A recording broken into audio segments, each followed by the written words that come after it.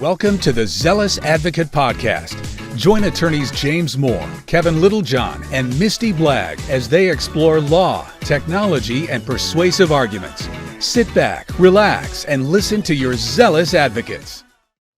Welcome back to the Zealous Advocate Podcast. I'm Misty Blagg, healthcare attorney at Shipman & Wright. I'm here with my co-hosts, James Moore and Kevin Littlejohn, and we're excited to have you join us on our journey to learn more about advocacy. Today, we have a guest, John Lindsey, on, and he's going to talk about how law firms can level up with legal technology. Well, guys, I would like to start out today by just recapping our last episode with Andrew Feldman, who was a white-collar criminal defense attorney. James, what was your biggest takeaway from that episode? Andrew talked about his practice style changing quite a bit as he progressed in age. I thought it was interesting because I believe my practice style has changed the complete opposite his has, meaning he says, from a negotiating standpoint, now if you're not negotiating, if you're not willing to resolve the case prior to a lawsuit being filed, he's done.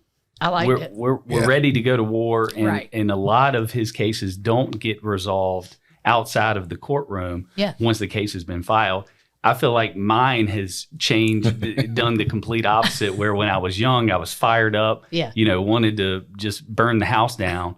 And now I'm a lot more willing to negotiate and, obviously resolve a case. But there's some different things on the line there. When we're talking white collar criminal defense, I mean, that's right. We're talking about some serious time. You looking right versus a civil remedy. Well, and I was thinking about it in my mind, and we didn't get into it, but reputational harm. Once those charges have been brought against these companies, against these individuals, the harm has been done. So now you need to try to clear your name. And a lot of times the only way you can do that is to take it to trial and see what happens. So I thought it was interesting, just practice style, how different we are. That's a very excellent point. I really liked the software that he talked to us about, TrialPad, where he can bring his iPad into the courtroom and he can have all of his exhibits queued up. In fact, I went and looked it up, and I want to try it. It looked really neat. Yeah, I liked it. I liked it a lot. How about you, Kevin? What struck me the most about his presentation, since we are doing this first series on advocacy, was the alternatives or perspective that he provided on not advocating to the courtroom or to the jury, but how you advocate to your client with respect to getting them to understand the risk that they are facing, the exposure that they're looking at with respect to, in that arena, jail time. Right. And serious things. I've done, and we talked about it last time, I was involved and represented a client who was who was charged with first-degree murder. And those are some of the more difficult discussions and clients to have, because 20 years, no matter how you look at it, it's a long time. A long time. But when you compare it to a lifetime, it's hard to really grasp that conceptually. And so being able to talk with him about how he utilizes different tools and techniques to get through to a client that may be looking at, life without parole, things of that sort, was very impactful and insightful for me, because I was in a difficult position like that not too long ago and needed to learn. Well, and I think sometimes just hearing that somebody else is struggling with that as well. I mean, here you're looking at a very experienced trial attorney who's represented a lot of clients. And he told you, I'm still trying to figure out how to present that to the client, make them understand how serious something like that is. So that's a great point. Sure. Well, next, we have a lot of litigation is complicated. Is it really that complicated, John? Would you say it's complicated? Yes, I think it's. I thought somebody to say no. You know what I mean? I was going to ride the boat with you. I'm with John. I think it's very complicated. I did want to open up, with John. John is president of InCite Legal Tech. So one of the things he does is his company does is consult with law firms and get their legal pulse, see where they're at, their legal tech pulse, see where they're at with their technology. A lot of pain points that we see in litigation management can be addressed with legal technology if we're making it all hum in the right direction. I like that term, tech stack. Get your tech stack right. What do you see, John? Have you seen a common theme amongst law firms of a particular pain point they're experiencing with legal technology? Yeah, and first of all, thank you for having me here. It's great to be with you guys. I really appreciate being here, and the fact that I'm in North Carolina right now doing this in person is fantastic. So thank you all for having me. Yes. Yeah, absolutely. I mean, we see some common themes, and actually they're not dramatically different than the other industries we serve, quite frankly. But, legal has been technology impoverished, in our opinion, for quite some time. A little risk averse. No, you don't like to hear that. But in terms of integration, I think the biggest stumbling block where the clients that we serve for the last year and a half or so, it's the integration piece. They put on, back to your tech stack example, they bring in a lot of point solutions, applications they can buy off the shelf, but they forget to think about how those things are going to work together to ultimately solve the bigger overarching problem they're trying to solve. And what happens is the data gets disparate, it doesn't talk, and eventually people stop having faith and confidence in the system and they stop using it. So we see a lot of integration type issues along the legal tech paradigm. Now, when you all say tech stack and things like that, because I am not, and James has got too much pride to admit it, but we don't know what a tech stack is and what we're referencing when we're talking about tech stack. So what exactly is that? It's real simple, right? I mean, what are you using for your infrastructure layer? So, what kind of network are you running on? What's your operating system? What kind of applications are supporting that? Where's your data stored? Is it in the cloud? Is it in a lake? Is it, on premises or off premise? The tech stack just really describes the type of technology and where it lies on that stack. I'll give you the Phil Dunphy version. Did you ever watch that show, Modern Family? It's like the Cleo has to talk to the Outlook. Oh, no, we're not doing this.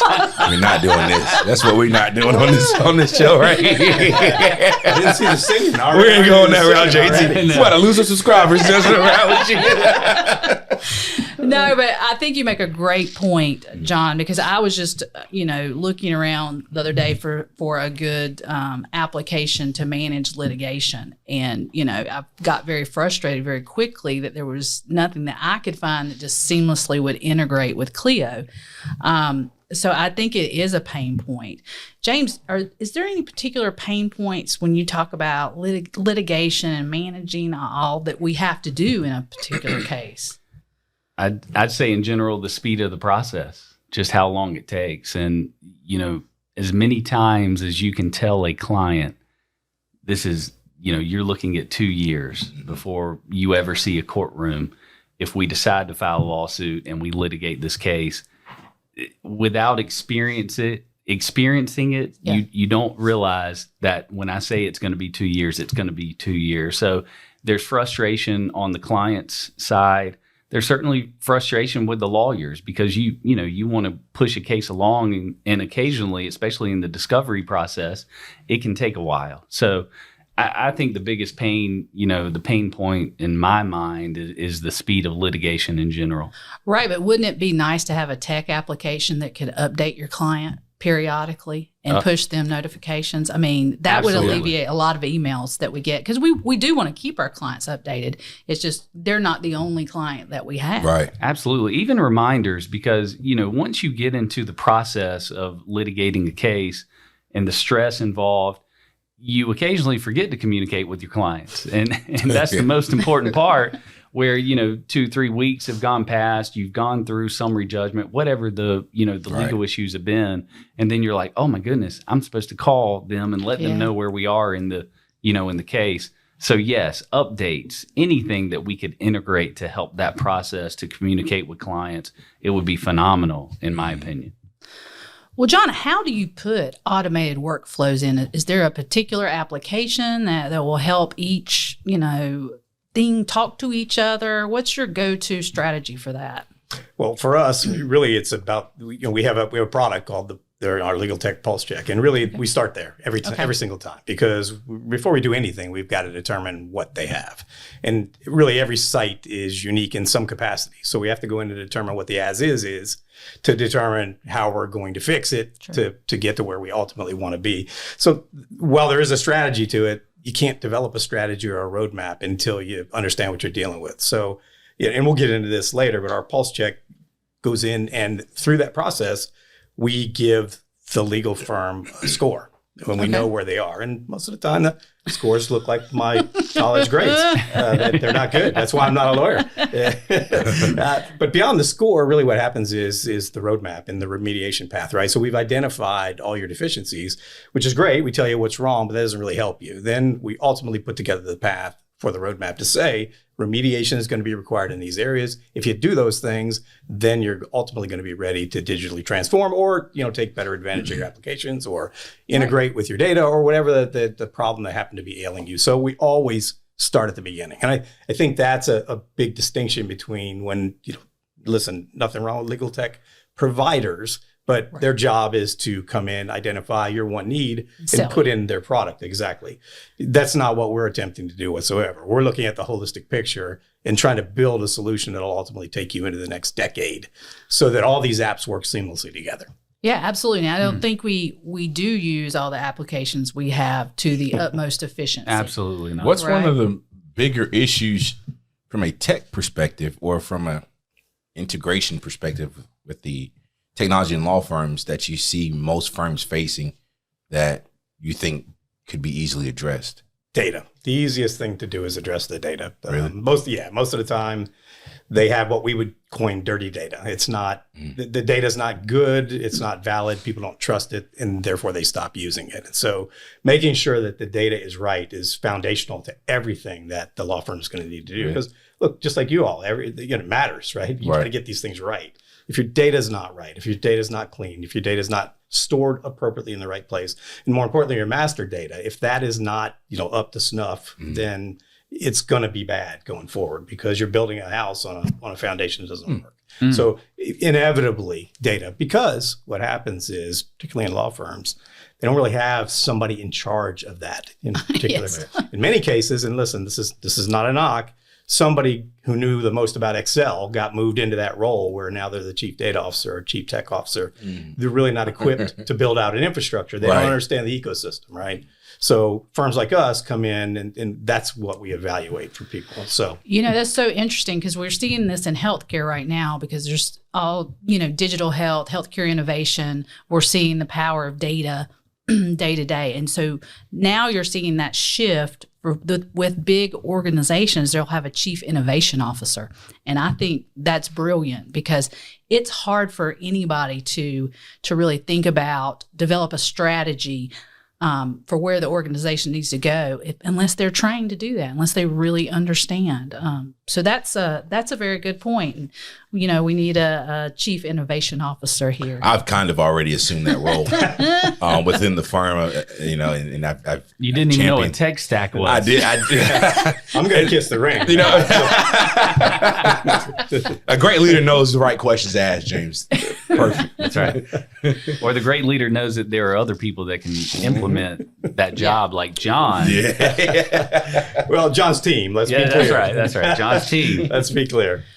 Well, I was perusing LinkedIn as I do occasionally, and I saw a great post talking about words that you don't want to use in persuasive writing that really you think, and this goes for trial attorneys, this goes for with anybody, any normal everyday person writing a letter where they're trying to advocate on somebody's behalf. There's some words to stay away from that they just don't really add persuasive value.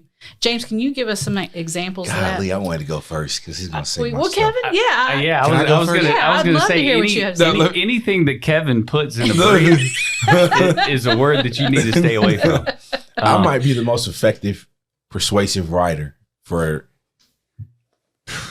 at least the first 10, 15 pages. I'm glad that, John, I'm glad you're getting a view of this, but also the listeners of who Kevin Littlejohn the second really is. Well, anyway, back to your question, because he's going to steal what I'm going to say. There are a few things that I like to stay away from when I'm writing. One is we believe. I like to stay away from that. The judge wants to know what it is and what it isn't. That's right. So always care about your feelings. Don't care about your feelings in your writing. Second, and James does this more than I do it. I'm just uncomfortable with it. I like to stay away from clearly.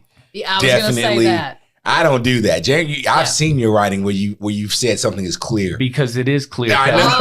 That's that 15-year thing in his head. You know what I mean? To an intellect like me, it may not be clear to you. Never clear. He always is clearly. I'm like, okay. Because if it's so clear, then you can explain it very easily. Yes. You don't need to put clearly or obviously. That's the other thing. Right. That's really insulting your reader too. Obviously. Sure. Yeah. So those would be the two things I always like to think about.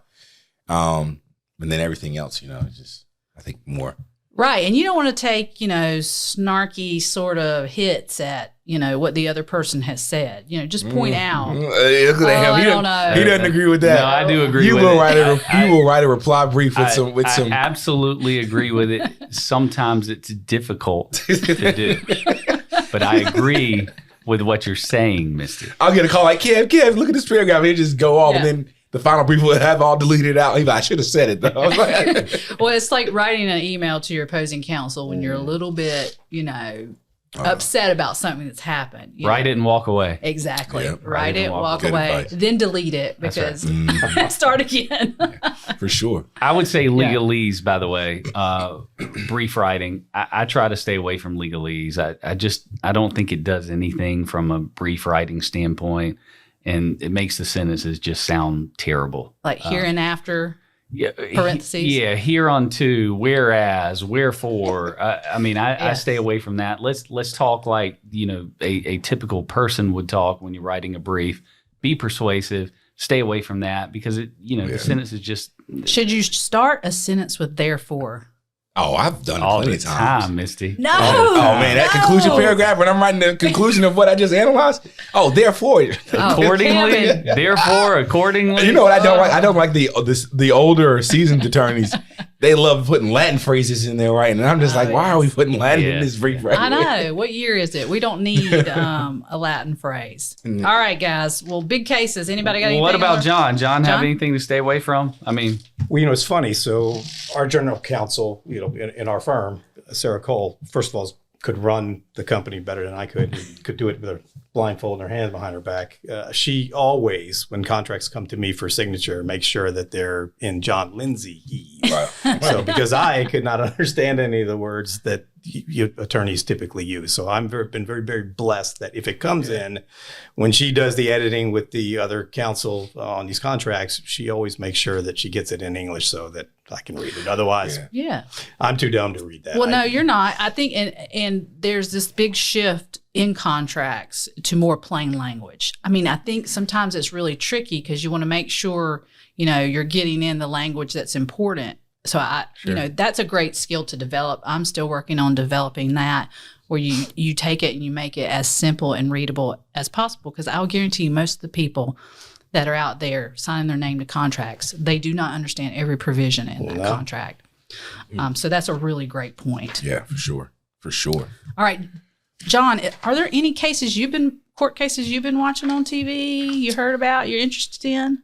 The last one that I paid any attention to was and I'm going to forget the name, but my wife is a true crime junkie. The Murdaugh? The Murdaugh case, yeah. So we were watching the whole series on, and I forget which one we watched, but it was wow. It's just unbelievable. And depending on which show, because there were multiple networks with different shows on it, you could be led to believe he was innocent, depending on how they framed it up. You could be led to believe. So I was manipulated badly. On one hand, I'm like, he didn't do it. What are y'all thinking? And then I watched it on HBO Max or something. I'm like, that dude's guilty. Yes. Oh, how accurate that is, John. They swayed me, man. I had the same effect, John, and I had no idea all of that even happened. And that was South Carolina, right? Right. Yes. Had no clue. And then I started watching. I think it was the Netflix. I did. I watched that too. I'm like, oh yeah, he absolutely did it. But then you're thinking to yourself, this is so one-sided when you're watching it. So yes, the whole backstory was just incredible. They ran that. They were running that entire town for years. I know. It was insane. But. Well, I have on my radar that the FTC, the Federal Trade Commission, now has a policy statement regarding biometric information. So why is this important? Because there's no clear law or authority that the FTC has to exercise kind of enforcement of biometric information. Now, different states, they may have a biometric privacy law. Not all states, but some states do. But they are using their power to regulate violations of unfair and deceptive acts and practices. So I just find this fascinating. But again, we see the FTC start trying to step in and regulate healthcare apps and different sort of apps that have no requirements under maybe HIPAA or a particular state that lacks a biometric privacy law, and they're trying to fill those gaps. So I find that interesting, the direction they're moving in there. That's interesting. Very interesting. Kevin? Not really an update on cases that I'm following that may be in the public eye. But just as far as what I've been doing, as I can tell, I just find it easier for me to talk about the cases that I'm working on. We're not surprised by that. No, but I do. Kevin likes talking about himself. I have been following the Trump indictment and arraignment. That's been very interesting to follow. But I've been doing a lot on the business litigation side with respect to breaches of covenants and non-competes and restrictive covenants as of lately. And so I've been doing a lot of research on issues with employees that may have signed or agreed to restrictive covenants that sort of prohibit them from future conduct that was not the conduct with which they were employed for. And so it's very interesting at how North Carolina looks at the way that a restrictive covenant must be worded as you're thinking about leaving your employer. It may be that your covenant, in fact, was too restrictive and therefore invalid. Absolutely. And so you may honestly incorrectly preclude yourself from a position that you otherwise would have received unless you would have known about the various ways North Carolina looks at those restrictive covenants. So I've been doing a lot of with that over this week in a case that I'm involved in. Good point. And even in healthcare, it's really the court construes it even more narrowly. Correct. Because healthcare is such a vital service. So part of the calculus that's interesting in healthcare is, are there other providers in the area that could service this particular need if we're going to restrict this person from starting a practice? So yes, good, great point, great topic, Kevin. All right, so now what we're going to do, it's time for the Zealous Advocate Law Review. Did Jay? Did you do one? Did you have? Anything? I didn't. No, the only thing I was going to say Yeah. is the Supreme Court may enter a restraining order against me soon with my stalkish ways of this financial aid and whether or not that's going to be constitutional. So look, that is, I know we talked about it last time. It's still on my mind, and I think I'm trying to check that every single day to see if anything else. There was just something that came across my phone this morning from CNN. I don't know what it said. Well, they had an update. It says Misty doesn't need to pay any of the cost belongs. Yeah. It's all Fugazi. I wish. Yeah. All right. Well, we're going to do the Zealous Advocate Law Review. And this is the part of the segment where we try to review an item that attorneys use often. And so today we're going to do a very objective review. And as we just remember, attorneys do advocacy in the objective realm where we give honest, we're always honest. Let me retract that. but we give sounds like a lot. We give more of a balanced, less persuasive argument, pros and cons. So today we're going to do objective. All right. So Kevin, are you going? I'm going to go. I can't believe. I'm going to go first. I cannot believe. Now listen. He brought these. These are my dear gym headphones. They've been through war. I don't know if the camera can see them, but I'm not sure they work. These are I the think he just wears them. Solo 3s.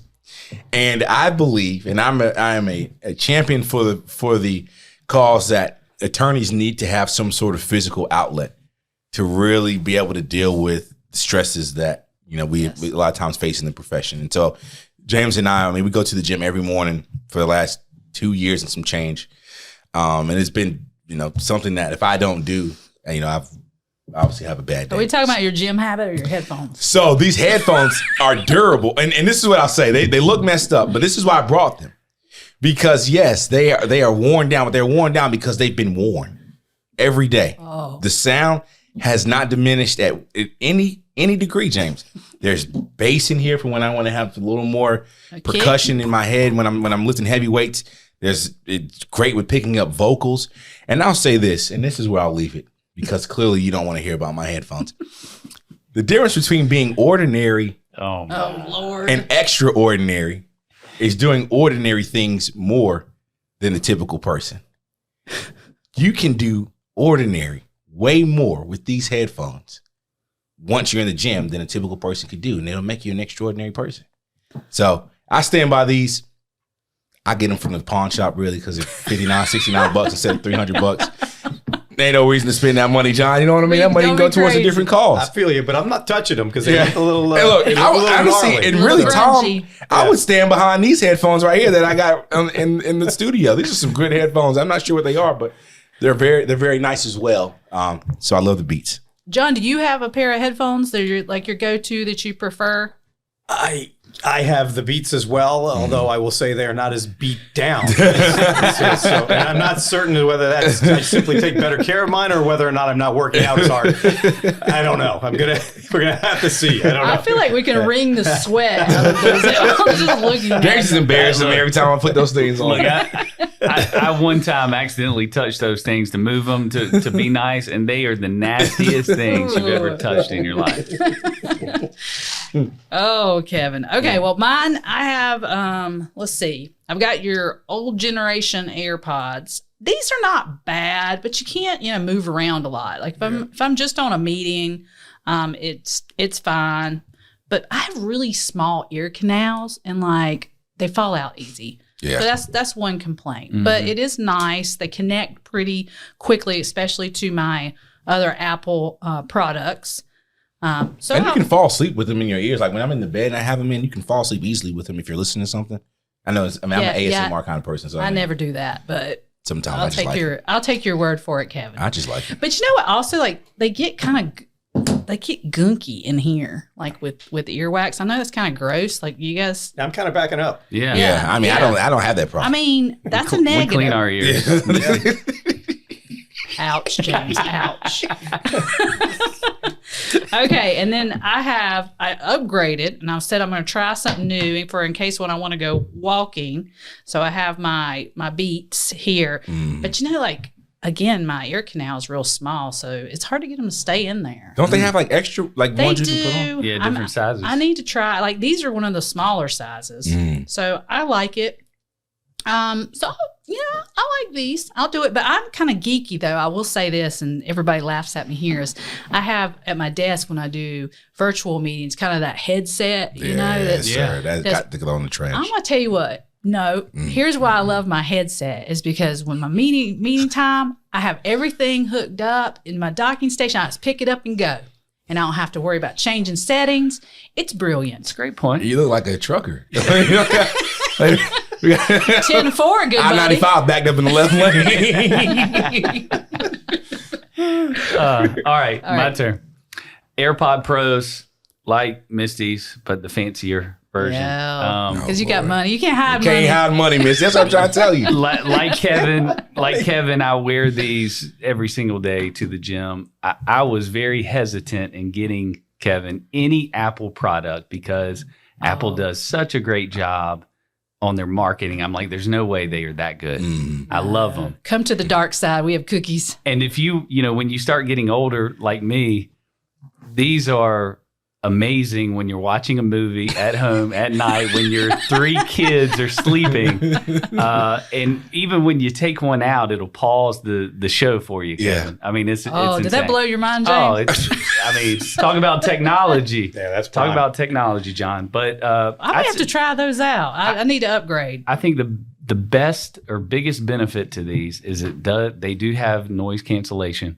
Okay. So back to Kevin's point, we work out every single day together.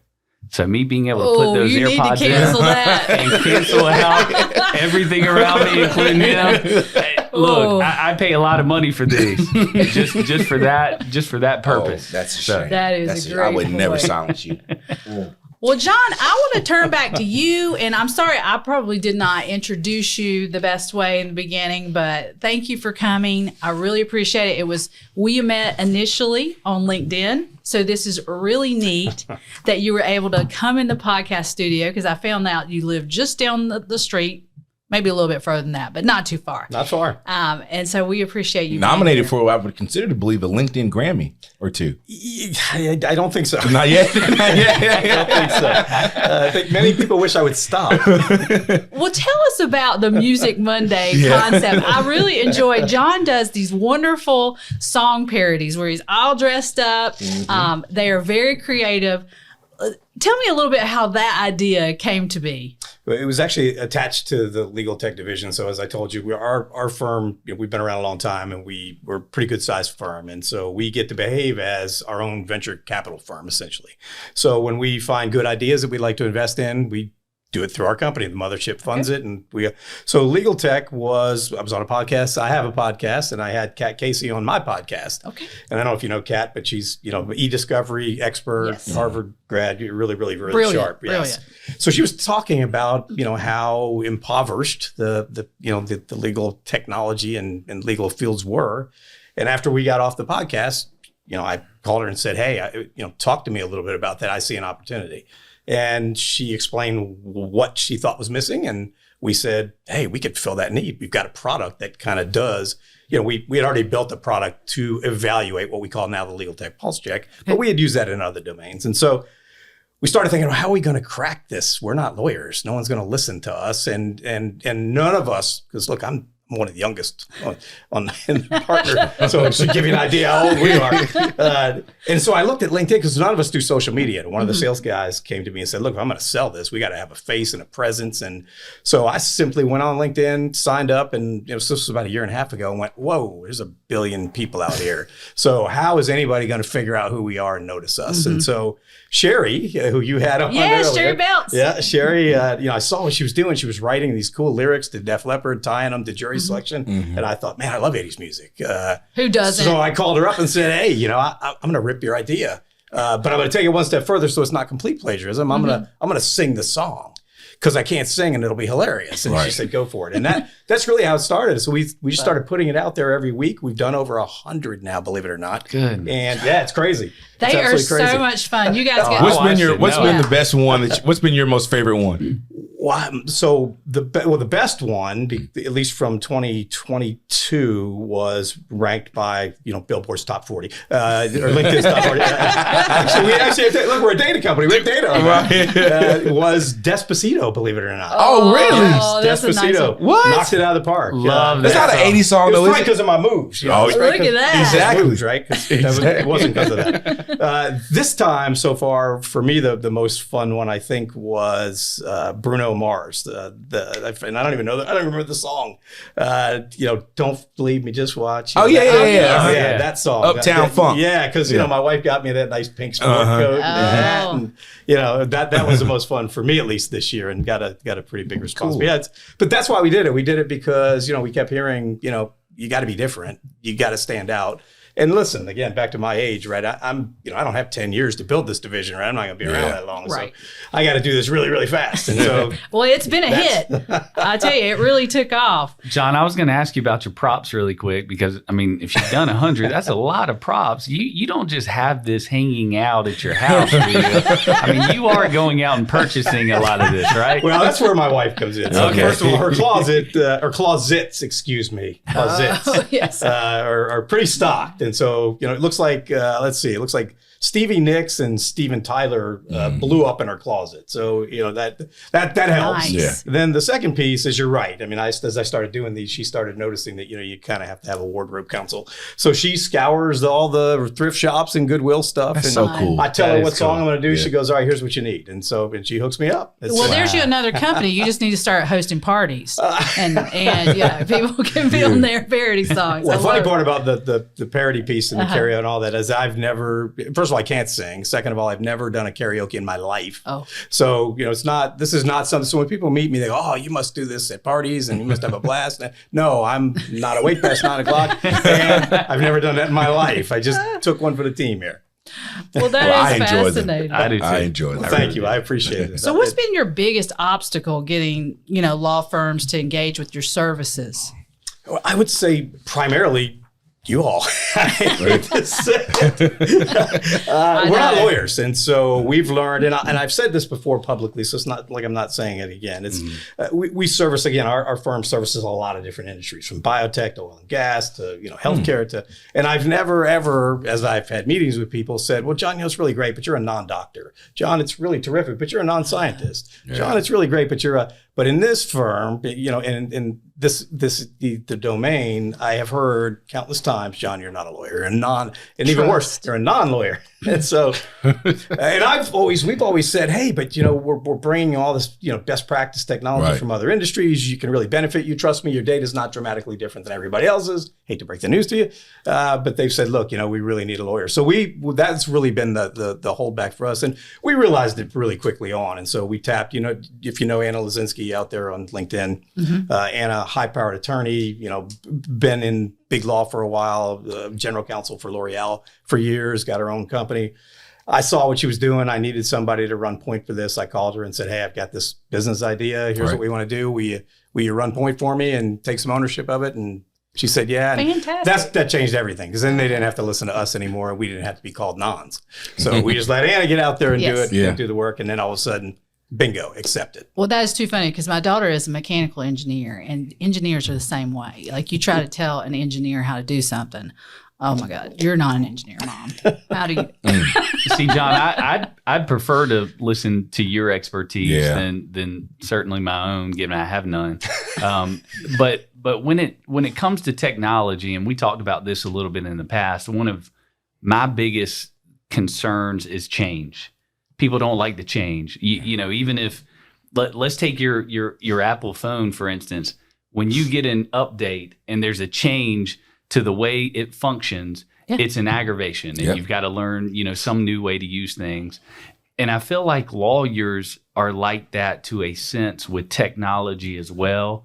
You get accustomed to doing something a certain way, and you don't want to change. You stop growing, though. You stop growing. And they're not realizing how much more efficient it can be from a law firm. I mean, we talked about previous briefing that we've done in the past, and how we will spend countless hours trying to think about that previous brief we did, where you could integrate some type of software technology that could immediately. I mean, which it's Jacqueline like you're showed us that on ClearBridge. That's right. ClearBridge. And James nice was job, like, Jackie. So that is the biggest thing is change for, I think, a lot of lawyers versus you're not a lawyer, at least in my opinion. Yeah, I think that's a great point. And how do you overcome that? I mean, other than showing them how easy it works, James. Well, I think the clients have to start to demand it. They have to start to want us to be more efficient, to explore different, ways in technology. I think it's ultimately the clients that push you in that direction, or you just have a general interest in it. I have a general interest in it. I always say, let's not do the same thing over and over again. That's just because that's how we've always done it. Insanity. If it's right, but if it's the best way, that's fine. But let's don't assume it's the best way. Yes. Let's make sure. We've been doing this for 35 years, and I can tell you that it's not just legal; it's human nature. And if anybody who works for me would be able to walk in here and repeat this right, because they've heard me say it a million times. Yeah.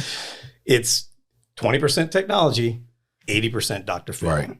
It is all about changing culture and getting human buy-in and getting people comfortable with change, because you hit it on the head. Look, I'm guilty of it too. We're all humans. We don't like change. It's not something we really pursue because it's inconvenient.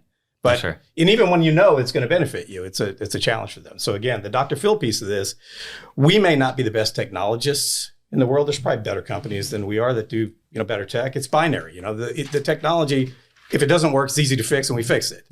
It's the human side of this that we're really exceptionally good at. We have, I always try to find people that have the bigger EQ than the IQ, because it doesn't matter how good that technology is if they don't use it. That's right. I mean, I like that. It's really simple. The bigger EQ than the IQ. Oh, that's going to be. Talk to me about that. What is it? That is bigger. I'm putting that in. Listen, so I've already told you my grades are, I'm a dummy. But the smartest thing I've ever done is hire really, really good people. And by good people, it doesn't just mean smart. It means people that understand how to interact, compassion, empathy, right? Feel what the person in the chair is feeling so that you can relate to them. And we do it so dramatically differently. That's what we do differently from other tech companies. The tech piece, like I said, binary. Yeah. It works or it doesn't work. But engaging with people effectively and having that EQ piece, which is, I understand what you're feeling. I've been in your shoes. And here's how we overcome it. That's right. And I got you, man. I'm going to bring you along with me. It's all good, right? That is a really I like that. I'm going to wonderful use that. point. Use that in interviews. It's going to be my wrap up. Well, John, Tell people, hey, I'm worried about your EQ, not your IQ. Talk to me about how you use your EQ. Oh, Kevin's all EQ. One of your companies, I think, really does something super cool, and that's build digital twins. And my first interaction with the concept of digital twin was, it's a term starting to work its way into healthcare innovation. Tell us what a digital twin is. Well, this is another one of those definitions where you may hear a lot of different definitions from people depending on what it is you do. But for us, it's really about trying to replicate, either a system or an asset of some sort. And I'll give you a perfect example. So a lot of the business we do is in the oil and gas, petrochem, specialty chem. And those facilities, they're making millions of dollars a day. And if you make an adjustment to one of those Rolls-Royce turbines, pumps, compressors, and it fails, you're losing millions of dollars. So we build an exact replica of one of those assets. And it's just like Apollo 13, right? You're gonna make the change to the digital twin, and you're gonna see how that environment and that ecosystem reacts. You're gonna verify that everything's good before you do anything to the original patient. But it's not a physical replica. It's just a data replica. But it could be. But in our case, the digital piece means that it's a digital replica, right? You can spin it around. You can look at it. It's going to look exactly like. So if I pull one of those rotors or a fin out of that, we're going to see what happens. If I change the temperature, the pressure, the flow, we're going to see what happens. We'll create that environment so it's exactly the same as that asset. And it could be, look, it doesn't have to be a hard asset like that. We can recreate a supply chain and see what happens, make changes to it. It could be a management flight simulator, a digital twin of your entire company. And we're going to let somebody come in. Here's one of the things we build. We're going to let somebody come in. Hey, MBA student, really smart IQ, right? Maybe not the EQ, doesn't know how to run the company yet. We're going to put them in that chair. We're going to give them the P&L. We're going to give them the supply chain. We're going to give them everything to run that company. Run it for a month. Let's see how you did. So it can be a replica of an entire organization if it needs to be. I was going to say, so so cool. it got me thinking, could you take a judge that's been on the bench for a really long time? You have all his decisions. Like where you're going with this. Could you build a digital twin so that you could test out arguments on, a particular judge? Yeah, absolutely. I mean, again, so you have characteristics in that converts into data, right? That's and scary. You know the answers, right? So you can go back and get it. You can look at jury selection and the characteristics of, again, back to EQ, IQ. There's a way to rate those things. I mean, Sherry does it all the time, right? That's what she does. She's doing. So if you took what she's doing and you combined it with all the data that you have on judgments and decisions and put it all together, and you pull the different jury, you see. Yeah. So would it be perfect? No, never, right? Because we're human beings. We may not decide the same thing every time. But yeah, absolutely. Anything that can be categorized and put into data in some capacity can replicate. A digital jury. A digital jury. Digital jury. John, that would be, well, you think of all the mock trials that, especially on the big cases, we're always doing. So if you could have a process where even every case, doesn't matter the size when you're trying to determine what's the value, if any, having a digital jury to make a determination. That's gold. And let's take it a step further, as a lot of people are complaining about that law school education really doesn't teach lawyers to get out there and practice. But, when we think about traditional university, my first degree is in zoology. It was science-based. So I went in the classroom, and then I had to take labs where I actually went in the lab, put my hands on, and did stuff and learned that way, experiential learning. So what if you could build some sort of legal education model where somebody could be in the courtroom and have a simulated judge where they walk through. We heard, from Judge Corpney, you need to know how to put evidence on the record. You need to know how to lay the foundation. And if you could have somebody responding while you're doing that and practicing, think of the value in something like that. Well, that's a great point with rules of civil procedure. That's easy from a data standpoint to put together. So you create this this digital judge that has all the civil procedure rules implemented, and then you attempt to lay a foundation and or an get opposing counsel, you get a can put piece them of in evidence there. in.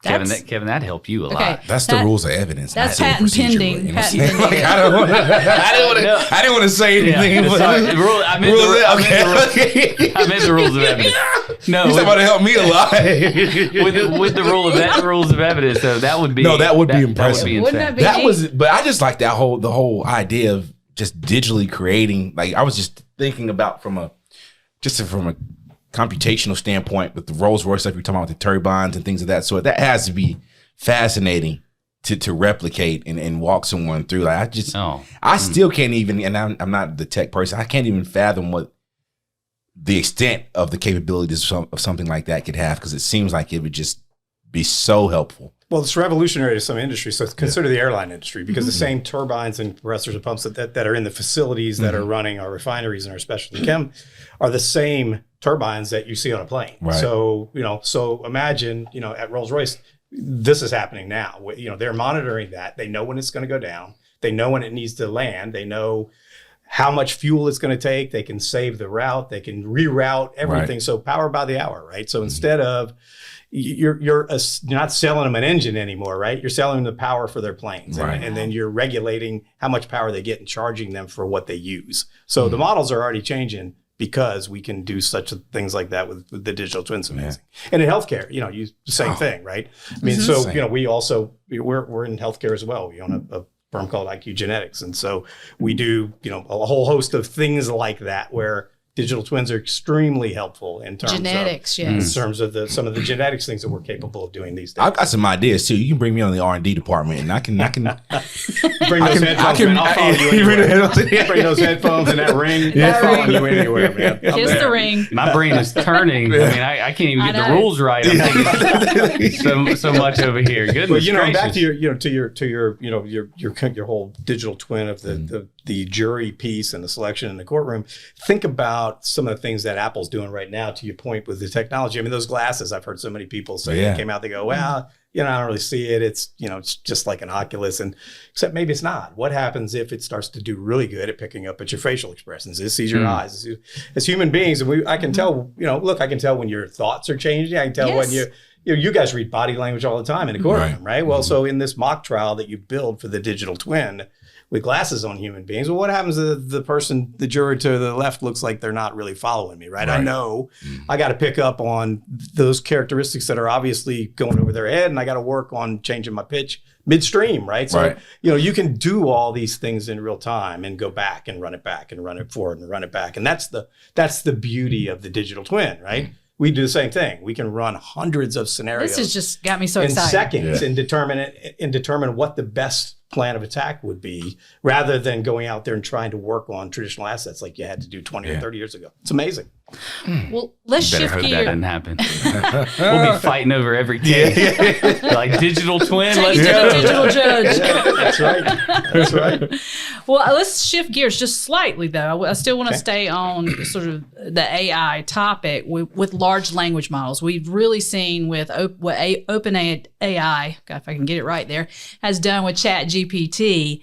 But large language models are not new. So I think we're all really shocked by us lay people that haven't been in the industry. But tell us a little bit about the history and why what OpenAI did with ChatGPT is so, just fascinating. And what a large language model is, for those of us who don't know, James. Well, the large language model has been, in our LLM, opinion, Kevin. That's right. It's an It's a different LLM. corporation, right?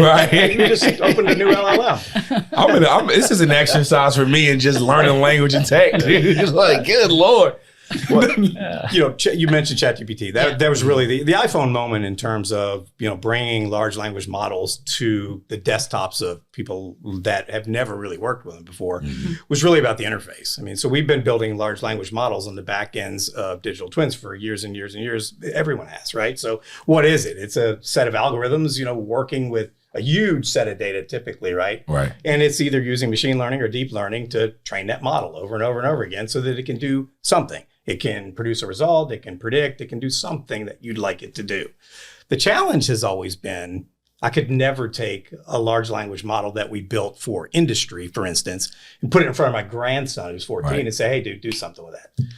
The iPhone moment was when OpenAI did what they did, right? Because I could take that same 14-year-old child who knew nothing about anything, and I put him in front of the screen, and I said, hey, here's the interface, do something with this. And within 5 minutes, he's typing, he's going, whoa, hey, Poppy, which is what he calls me. He's like, look at this. I get somebody to write me a song. Hold up, it's writing my paper right now. Well, that doesn't sound, hang on, that doesn't really sound like something I'd say, Poppy. That sounds like something you'd say.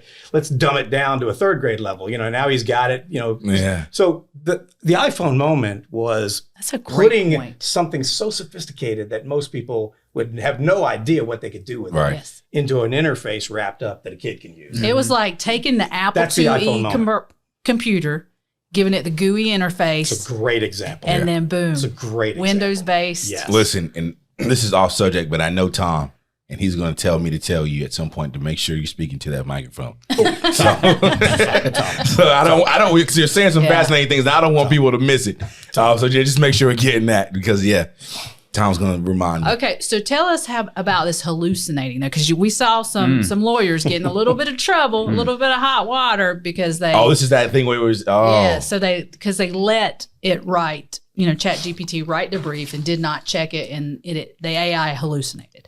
So tell us what happens there. Well, again, it only knows what it knows, right? Okay. So we've fed it information. And again, back to the point we talked about with the data. If there's data in there that can lead the machine learning to think something else other than what you expected it to see, it doesn't know what truth or not truth is, right? It can't make those determinations unless you've told it to, right? So you've not told it what's in bounds and out of bounds. And so a lot of times when you've used it, when it comes back, you're going, whoa, did that really... I don't remember Mick Jagger's being part of the Bengals, right? Where'd you come up with that, right? Well, there's data out there that's pulling, and we don't know what that data is. There's the challenge, right? Okay. What's in the black box? Right. And what has that model learned about that data? And how could it potentially misconstrue it and not know that it did? And so, listen, we all use technology, and we all know that it's not infallible. It doesn't work sometimes. So you've got to do some checks on it. You either have to understand completely what's in that black box, which I think people are starting to look at the data that is there, particularly as you do it for the legal domain, for instance, right? You're going to start to see customized data sets that are really specific to what you do so that for certain what's in that black box. And we're lucky in the legal industry that we already have those customized data sets. Yeah. So I feel certain there's Westlaw and Lexis and Fastcase and all of these databases that already hold all the data working on some of these interfaces. So it'll be interesting to see how, writing a legal brief is going to look in 3 years, 4 years versus how it looks now. Well, think about, the hallucination. Think about the same thing on the machine learning side for pictures, right? I mean, so, again, we're training those models to recognize a dog. Does it always get the dog right? No, sometimes it thinks I look like the dog, right? And so it's not perfect yet, nor is it going to be. Yeah, big dog. You're Little John. I'm Little John. No, I'm Little John. You Big John. I'm Little John. So it's never going to be pretty. And then, where you're doing something like that, where the outcome absolutely matters, listen, there has to be some human responsibility here somewhere, right? That, in my opinion, did it hurt the industry? Did it set us back a little bit? Yeah, absolutely did, because it shocked people, but it also just simply said, you're lazy. Well, I think too, because I agree with that. Do your job. I agree with that more than that's what it spoke to me was laziness. Right. We had lawyers out there writing contracts with ChatGPT, I think, before that happened. There was a lot of experimentation going on. I'd be willing to bet that guy does not join you guys at the gym every morning. I'd be willing to bet. So there's characteristics. I'm thinking lazy. That's what I'm saying. So we have to look it up. I agree. So John, just to bring it back, after you do the pulse check, after you find out what's going on in a law firm, do you build out specific sort of interfaces, or do you use existing technology that come in? How do you move from we know what's wrong to fixing it? Yes, and yes. Okay. And then sometimes no. Really depends. A couple things. First of all, let's talk about why we built this thing first of all. Because what we see out there is a really simple, cost-effective solution that didn't exist to help law firms And in-house too. We can do it in-house in organizations to ultimately figure out what their issues are and then move forward with some sort of strategy or plan that either they can enact or we can enact, or they can have their IT provider. If they've got somebody they love, then we just gave them the recipe for here's what you need to go do. Okay. We built this thing and put it into this industry because what we heard was big companies, I'm not going to mention any names, you know them all, will go out there with their consultants with ties that look like you guys, really sharp, and they'll stay there a very long time. They'll charge them a lot of money, and they ultimately don't leave with a lot of value. And so what we said is, look, here's an industry that needs a deliverable, right? You don't need me sitting out there in your chair interviewing your people all day long. You need a deliverable and a roadmap, and you need something executable. So we built it so that it would take all that stuff off the table and say, guys, this is not that hard to do, right? We can identify it. We can put together the report. We can give you your score. We can create a roadmap, and then we can hand it to you, and you can say, we'd love you to do that if you'd like to. We're happy to go do that. We have the skill sets to do it afterwards. Or take it to your local provider whom you trust and love doing business with, and they'll go enact it. But don't try to digitally transform until you've done these things, because you're going to fail. And we learned that. The reason we built this tool is because when we were building digital twins back in the day, go back 2 decades, we'd go build a digital twin for somebody who said, yeah, well, John, we're ready, 100% ready for the digital twin. We'd go build a $250,000 digital twin. We deploy it, wouldn't work. We go in and look into the infrastructure and we go, oh, come on, you guys told us you were ready. You're not ready. And after a few times of them calling who in the middle of the night going, hey, this digital twin doesn't work, we went, oh, we got to find a way to make sure that people are really prepared. They need to verify to us that they have a high enough score that it's going to work, because otherwise they're going to call me and they're going to be angry. So without getting into sort of the proprietary knowledge and information of the company itself, when you talk about getting this score and verifying the score, what sorts of things are you guys analyzing to reach the quote unquote score necessary for the digital twin process to ultimately be initiated? Well, a lot of the categories you would know, so I won't say anything about the proprietary stuff, but everything, infrastructure, what's your network running on, data, security, right? Applications that you're currently running, goals. What are you trying to do, right? What do you have installed today, right? How's your data? Where's it stored? So a lot of the pillars that you would expect us to be looking at, we're looking at those. And then culture, right? We've got to know, do you have a champion? Because I'll tell you, again, back to 20% technology, 80% Dr. Phil. Yeah. If you don't have leadership that is wrapped around this goal, it's never going to work. And 9 times out of 10, we won't take you on, because we already know, right? You're going to get mad and you're going to be pointing the finger at me. And I don't really like that. Right. Well, I will say healthcare needs a health legal tech pulse check as well. Because there's a lot of providers, I think, that are struggling with very similar concerns. Well, it's called the legal tech pulse check, but it started out as AIRR, A-I-R-R, AI Readiness Roadmap. And we realized that once we started moving it into specific domains, we called it something from a marketing term that they would understand. So the reason it's the legal tech pulse check is just because it's legal, right? At its fundamental core, the infrastructure for a law firm in bits and bytes isn't dramatically different from GE, right? I mean, everybody has needs, everybody has data. And when it gets binary, they don't know that it's a law firm or that it's an airline. It doesn't matter. Great. And it doesn't matter to us. Lawyers seem to think they're well, terribly we're way unique. more important. But the reality is, at the end of the day, you all are focused on words. That's what you're focused on. Yeah. And, we have the ability to manufacture systems that utilize words effectively to help you do your job better. Now, this is a pretty interesting field to be involved in relevant field. Is this something you always saw yourself ultimately sort of gravitating towards in the tech space, the serial entrepreneurial space? Is that something that from the time you began your studies, you said, hey, I want to put myself in a position where I can do something impactful in tech? No. So sophomore year, I was a biology major. My cousin and I were playing golf, and he's like, dude, you're not going to make any money, right? I'm like, no, I really didn't realize that. Thank you for pointing that out. What should I be doing? He's like, technology. Okay. So I kept the biology, went into the technology, and right after I got out of school was just about the exact time that Alec Jeffreys in Leicester University over in England had just pioneered this DNA technology that we hadn't used in the courtrooms. And so we, as Cellmark Diagnostics, brought this technology to the United States, and we started deploying it. It was really PCR based, very similar to the labs that we use now. It was really Southern blot and some other older technology back then. Gel electrophoresis. Do you ever work with Effley Bailey on any of that stuff?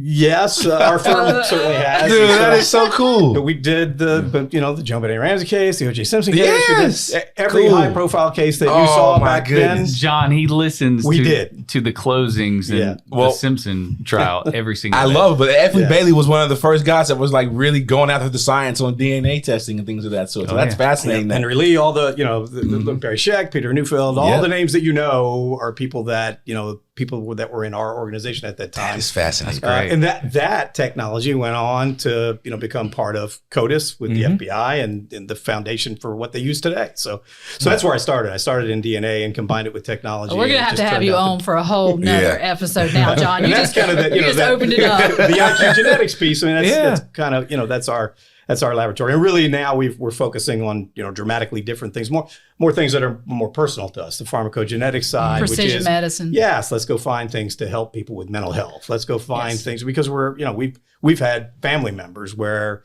we've tried to medicate them and it's not worked. And we realize, wait a second, you're guessing. Yeah. You really don't know, right? So we've got to figure out what you can assimilate, what you can't assimilate. The technology's there to do that. But a lot of people can't afford it. And so we said, hey, we're going to set out to find something that you don't have to be rich to determine how to properly. You have any impressions or thoughts on Neuralink at all? I'm probably just where you are there. I mean, yes, I do, but publicly, no. Okay.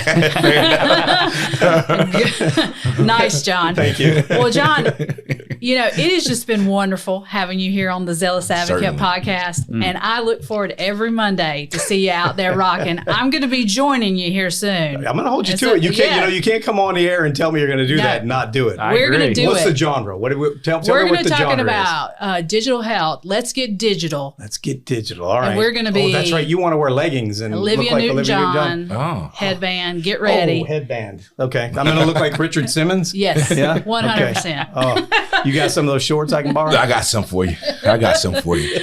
All right. Well, everyone, thank you. Kevin, John, did you have some just lastly, just for the sake of information, to the extent some of our viewers and subscribers want to have a chance to overview the information that you've just given to us, is there some website or some locale that they can do their own independent research and learn more about the company? Well, you can always find everything associated with us on my LinkedIn account. So John Lindsey at LinkedIn, real easy to find. I'm the guy in the wig, maybe.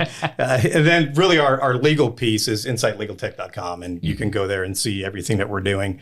Really, that InCiteLegalTech.com is really the only thing that we've gone out and marketed publicly. Our other businesses, they're long-term contracts. We don't have to go out and sell. They're 7 to 10 year type things, and we don't need marketing. We never had. So this is new to us. To go out and do the marketing stuff has really been fun for us. We've learned a ton. And thank you all for having me. Certainly. This was fun. I thought I was going to be scared to death of you I guys. was. I thought I was going to. I didn't think I was going to like you. Well, we have an anti-tech AI They're thing. struggling. No, we don't. We do. No, you do. But I'm here now. But I'm on board in the now. chest. Oh, We're going to give him a tech stack. Don't you worry. Kevin's tech stack. All right. Hey, well, one thing I want to leave with, because I wrote this down, expectations when it comes to humans. It's human nature to make mistakes. It's okay to make mistakes as a human, but in technology, and we talked a lot about this, it's got to be perfect. Everybody expects every single thing to be perfect if they're going to utilize it. I think that's an interesting thing for technology, how difficult it is, because if it's not perfect, no one wants to use it. So you're always dealing with the human aspect because humans are the ones creating it, Kevin. Right. Agreed. So anyway, I had to say that because just throughout this whole talk, that kept coming into my mind. We're allowed to make mistakes, but the technology isn't. So, well, at least that's our expectation. That's right. What a great point, James. That's a great point. Appreciate that. Way to leave the episode off with a good thought. And I have to end with this, John. John, thank you for your input and your insight. nice. You see what I did there? I was wondering look at what what you you did there. That is a father of three. You gotta spell it right. That is a father of three for you. Hey, I can start with the daddy jokes. Please don't. Did you mentally spell it wrong? Because you have to spell it right. That's right. I did. Because we're not about insight looking down the road. We're about inciting riots. Right. I got it. Right. Yes. We want Inciting some passion. we want some emotion here, man. I love I like it. Well, everyone, thank you for joining us on our journey to explore advocacy and legal technology and persuasive arguments. Catch us on Spotify, hit the bell, and follow the Zealous Advocate podcast. Thanks for tuning in to the Zealous Advocate podcast. Make sure to subscribe to follow us wherever you get your podcasts.